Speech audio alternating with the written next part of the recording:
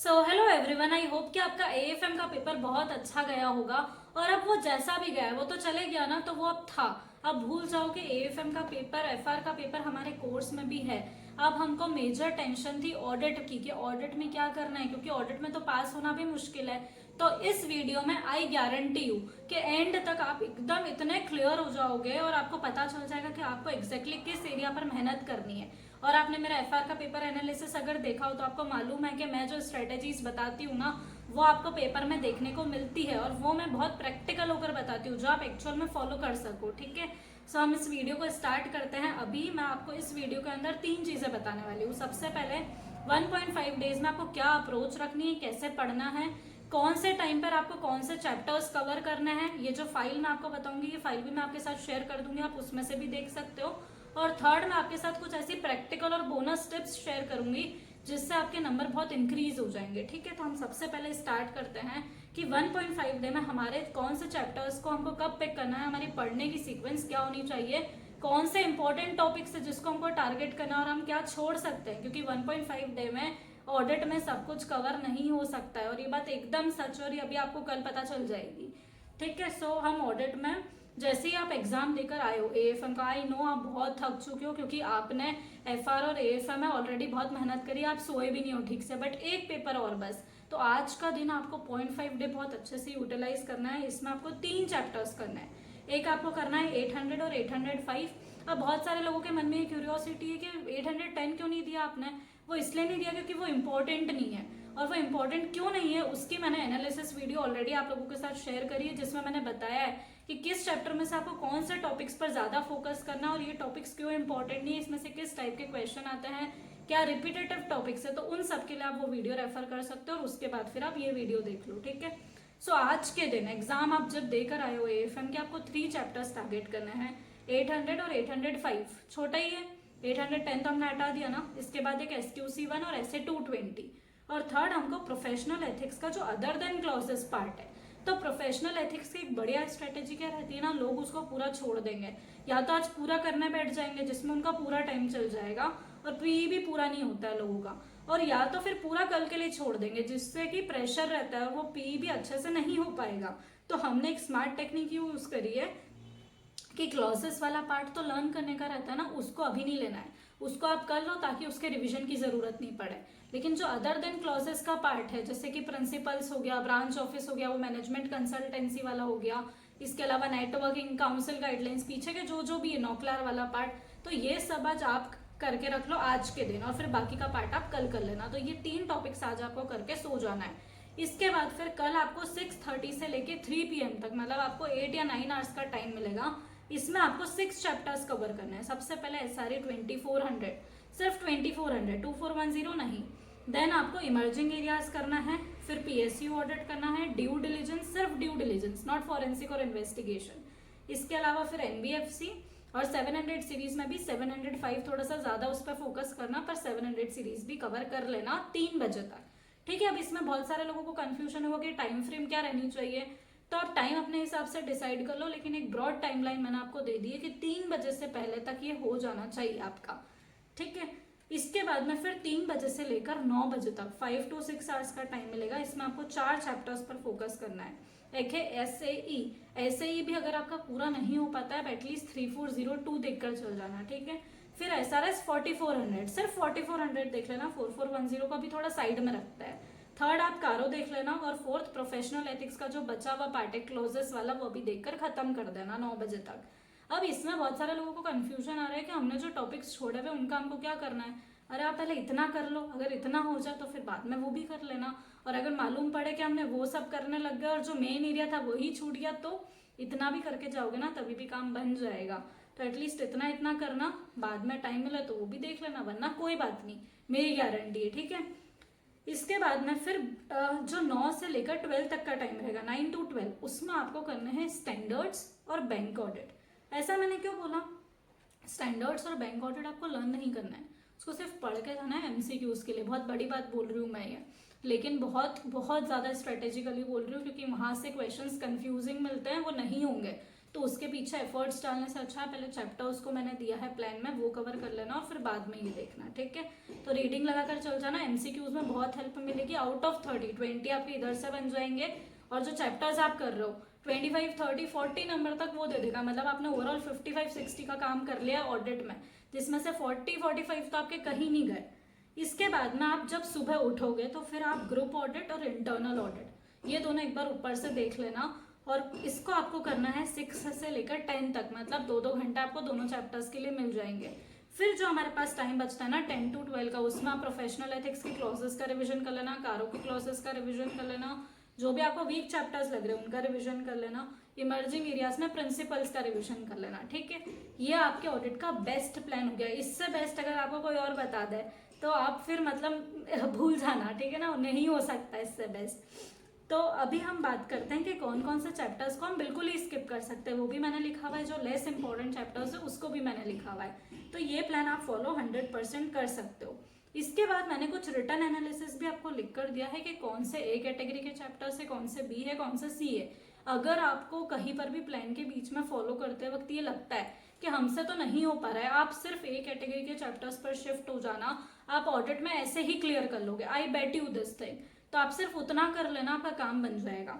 लेकिन ये फॉलो करते हुए भी आपको कुछ बातें ध्यान रखनी है। तो मैंने चैप्टर्स में भी एबीसी कैटेगरी दी है, मैंने स्टैंडर्ड्स की भी एबीसी कैटेगरी दी है, तो आप उस अकॉर्डिंग फॉलो कर सकते हो। साथ ही में मैंने वो टॉपिक्स भी बताए हुए हैं जो आप स्किप कर सकते हो। तो ऐसा क्यों है, कौन से टॉपिक्स स्किप कर सकते हैं, तो मैंने एक वीडियो अपलोड कर रखी थी, उसमें मैंने बताया कि कौन से टॉपिक्स पहले आ चुके हैं, तो जो आ चुके हैं उन टॉपिक्स को हम स्किप कर सकते हैं। तो मैंने वो चैप्टर वाइज इस लिस्ट में भी आपके सामने लिख दी है। अब कुछ पॉइंट्स को जिसको हमको याद रखना है, कुछ बोनस टिप्स मैं अपनी तरफ से आपको देती हूँ, जो आप 1.5 डे प्लान फॉलो करते वक्त ध्यान रखना। फर्स्ट पॉइंट ये है कि बहुत सारे लोगों को कंफ्यूजन होता है, कंसेप्ट बुक से करे क्वेश्चन बैंक से करे। आपको सिर्फ कंसेप्ट बुक ही रेफर करनी है इस टाइम पे, कोई क्वेश्चन बैंक नहीं, कोई एमसीक्यू नहीं। हमारे पास 1.5 डे में इतना टाइम नहीं है। आप जब स्टार्टिंग में चैप्टर उठाओगे आपको लगेगा मन में, कह रहे मैंने 2-3 क्वेश्चन मार्क करे हुए, मैं वो तो देख लेता हूँ। नहीं देखना है, क्योंकि उसके चक्कर में आपके वो चैप्टर्स भी रह जाएंगे जो आपको देखने के थे, जो आपको याद करने के थे, जो आपने पहले बहुत अच्छे से करे थे। तो आप पैनिक करोगे तो आप अपना टाइम वहां पर सेव करो, सिर्फ कंसेप्ट देखे जाओ, क्वेश्चंस आपसे ऐसे ही बन जाएंगे अगर आपको याद होगा चीजें तो। सेकेंड चीज, बहुत बार लोगों को ऐसा लगता है ना कि हम लर्न कर रहे हैं, बहुत टाइम लग रहा है और वो रिविजन वीडियोस पे शिफ्ट होते हैं।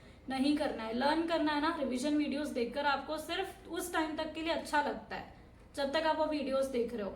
बाद में आपको कुछ याद ही नहीं होगा और आपको पॉइंट्स लिखने पड़ेंगे, जो आप सिर्फ खुद से करोगे तो ही याद आएगा। आप कम चैप्टर्स करो, आप सिर्फ 5 चैप्टर्स करके चल जाना अगर कुछ नहीं हो तो। प्रोफेशनल एथिक्स, कारो, इमर्जिंग एरियाज, SQC1 ऐसे 220 और ऐसे 800 सीरीज, ये इतना करके भी चल जाओगे तो भी क्लियर कर लोगे। लेकिन वो रिवीजन वीडियोस के ट्रैप में मत फंसना। सिर्फ प्रोफेशनल एथिक्स के लिए हम जरूर मैराथन या रिवीजन वीडियोस की हेल्प ले सकते हैं, इसके अलावा और कहीं पर भी नहीं। फिर मैंने बोला है कि डोंट डू एमसीक्यू और क्वेश्चन बैंक इन 1.5 डे, जो मैं आपको ऑलरेडी बता चुकी हूँ। पहले ए प्रायोरिटी के चैप्टर्स कवर करना, फिर दूसरे चैप्टर्स पर जाना। पहले चैप्टर्स को कवर करना, फिर स्टैंडर्ड्स को देखना, क्योंकि चैप्टर्स से आपको डायरेक्ट नंबर मिलने वाले हैं। अब बहुत सारे लोग ए प्रायोरिटी के चैप्टर्स में भी अपना एक्स्ट्रा ऑर्डिनरी दिमाग लगाएंगे और वो सिर्फ इंपॉर्टेंट टॉपिक्स करेंगे। आप मुझसे लिख कर ले लो, आईसीआई ने लास्ट बार भी ऐसे ऐसे एरियाज से क्वेश्चन पूछा है ना, एनालिसिस के हिसाब से उन्होंने 100% काम करा है, लेकिन वो एरियाज से पूछा ना जहां से आप 100% उसको सी कैटेगरी में मानकर छोड़ने वाले हो। तो आप जो भी चैप्टर करो ना एटलीस्ट वो पूरा कर लेना यार, भले आपके 2 चैप्टर्स कम हो जाएंगे चलेगा, लेकिन जितना करो, क्योंकि आप जहां से कर रहे हो अगर वहां से क्वेश्चन नहीं बना और जो आपने छोड़ा वहां से बन गया तो आपके पूरे चैप्टर करने का कोई मतलब ही नहीं रह जाता है, जीरो मतलब। तो आप ये चीज तो बिल्कुल भी भूल के भी नहीं करनी है अपने को। इसके बाद जो भी आप टॉपिक कर रहे हो ना, अगर उसमें बहुत ज्यादा पॉइंट्स दिए हुए हैं तो आप सिर्फ 4 या 5 पॉइंट्स, मैक्सिमम 5 पॉइंट्स आप याद करना, क्योंकि क्वेश्चन 5-5-4 इस पैटर्न में आता है। 5 मार्क्स का फर्स्ट पार्ट, सेकंड भी 5 मार्क्स का और थर्ड 4 मार्क्स का।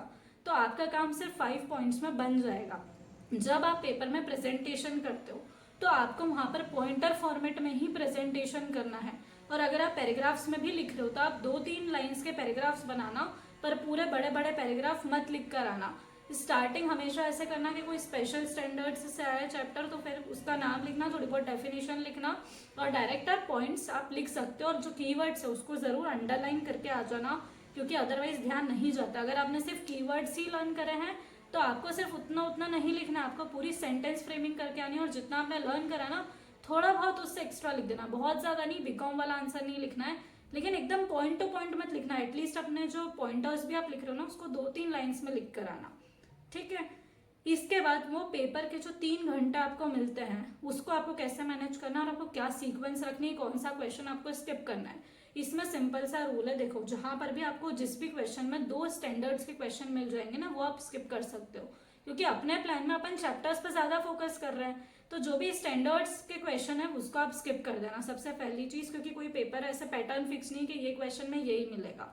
सेकेंड, आपको बीच में एमसीक्यूज उठाने हैं। सो 3 घंटे के टाइम पीरियड में स्टार्टिंग के 1.5 आवर के बाद आपका एक ब्रेक आएगा, जहां पर जितने भी क्वेश्चंस आपसे बन रहे थे ना वो आप लिख चुके हो। अब आप मन से लिख रहे हो क्वेश्चंस को जिस पर आप इतने ज्यादा कंफर्म्ड नहीं हो, जिसके पॉइंट्स आपको एकदम रिकॉल नहीं हो रहे, वो मोमेंट में आपको एमसीक्यू उठाना है, ना पहले ना बाद में, क्योंकि 1.5 आवर के बाद आप थक भी जाओगे, आपकी स्पीड धीरे हो जाएगी। तो ये एक्यूरेट टाइम है एमसीक्यूज उठाने का। एमसीक्यूज को अच्छे से करना, 40 की जगह भले 45 मिनट्स दे देना मैं तो बोलूँ, लेकिन एमसीक्यू को अच्छे से पढ़कर करना, क्योंकि ये वो एरिया है जो आपको ऑडिट में पास करवाएगा। अपने को अगर ऑडिट में क्लियर करना है ना, अपने को 20+ स्कोर चाहिए एमसीक्यूज में, तो इधर जान लगा देना। और एमसीक्यूज करने के बाद जो जो क्वेश्चन आपको नहीं आ रहे थे उसको भी लिख कर जरूर आना। कुछ ऐसे कॉमन पॉइंट्स रहते हैं जो आप क्वेश्चंस में, आपको कोई चैप्टर नहीं आता है फिर भी आप लिख सकते हो और आपको 1 या 2 नंबर मिल जाएंगे, क्योंकि ऑडिट में एक एक नंबर का बहुत बहुत वैल्यू है। और ये आपको अभी नहीं पता लगेगा, ये आपको बाद में पता लगेगा। तो पेपर में गिव अप मत करना और कुछ भी लिख कर जरूर आना। अगर आपको आइडिया नहीं है ना कि मेरे को क्या लिखना है, जब मेरे को कोई चैप्टर नहीं आ रहा है तो मैं क्या लिख सकता हूँ, तो मैं इस पर भी वीडियो बना सकती हूँ। मैं आपको बता दूंगी कि जब आप चैप्टर कोई नहीं करके गए हो तो उसमें आप क्या पॉइंट्स लिख के थोड़े बहुत नंबर स्कोर कर सकते हो, जो कि ट्रिक मैंने यूज करी थी, ठीक है। सो वो वीडियो चाहिए तो मुझे कमेंट्स में जरूर बता दो। इसके बाद में फिर लास्ट मैं यही बोलूंगी कि पेपर में बहुत बार आप गिव अप करने का सोच सकते हो। इस 1.5 डे में भी बहुत बार आप गिव अप करोगे।